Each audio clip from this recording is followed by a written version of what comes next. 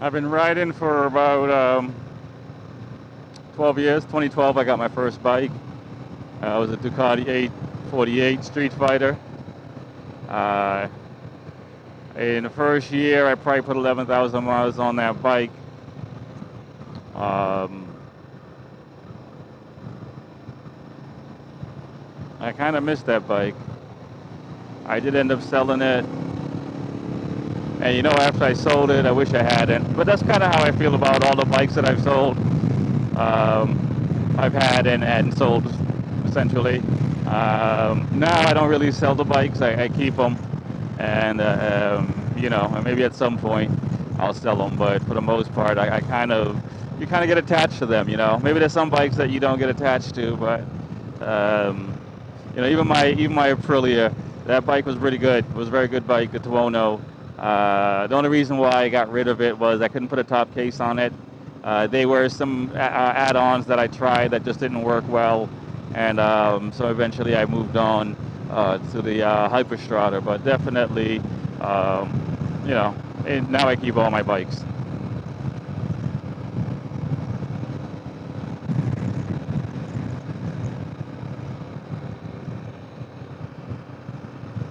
So in 2013, I started racing. I bought an SV 650 from a friend. It was already set up as a race bike. Uh, Went to Loudon, the Pingwing School, took a class, and I don't know. It's 2024 now, so I've been racing since 2013. Outside of accidents or family issues, I've been able to at least go racing every year. So I'm excited about that.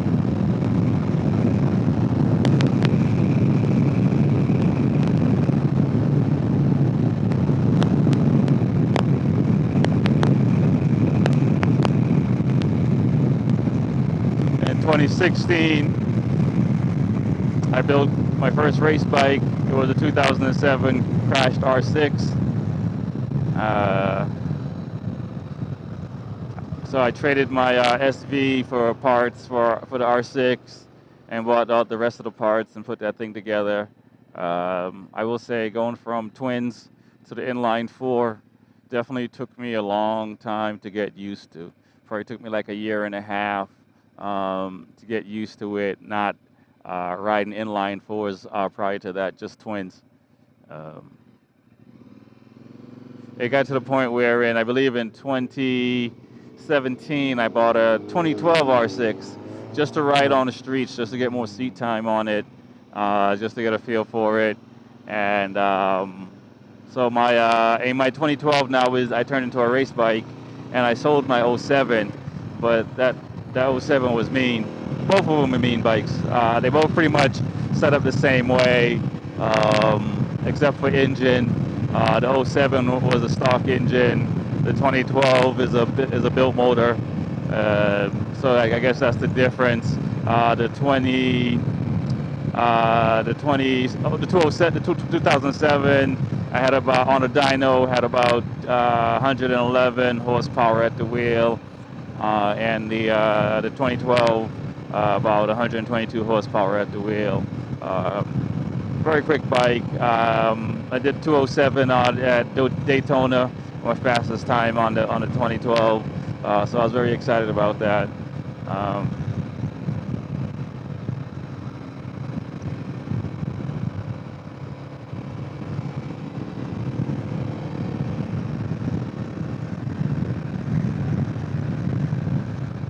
In 2021, I bought my first KTM, the RC390, and the reason I bought this bike was uh, so in 2018 I got into an accident, fractured my wrist, lacerated my spleen. So and that happened like August of 2018, and I went back racing 2019 April. My hand wasn't fully healed, but I kept racing, and my body position just got pretty bad. And by the time my hand got better, my body position was bad. So that end of that year, I bought a KTM just to work on my body position, work on corner speed, work on late braking, those kind of things. which I really enjoyed a lot. It was different with a single, but after a few years, after my second year on the KTM, I built the 22 KTM, um, which I've been racing as my main bike, and then my 15 is my B bike. So, and I feel like at this point now, which is 2024, after about 2.5, 3 years on those small bikes, I feel I'm at a point where it's just like, okay, I can go back on my R6, and I feel I'm going to be quicker because I have more confidence braking later, carrying more corner speed, just from on the KTM. So I'm looking forward to starting to race the 2020 the R6 again. So I'm excited about that. Probably bring it out next month in Roebelin, race it alongside the RC, and see how it goes.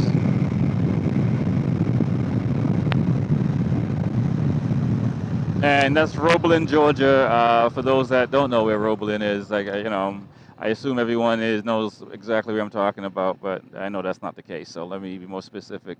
In Georgia. So nice little small racetrack, a lot of fun. Nice track to have a lot of fun on. So looking forward to that.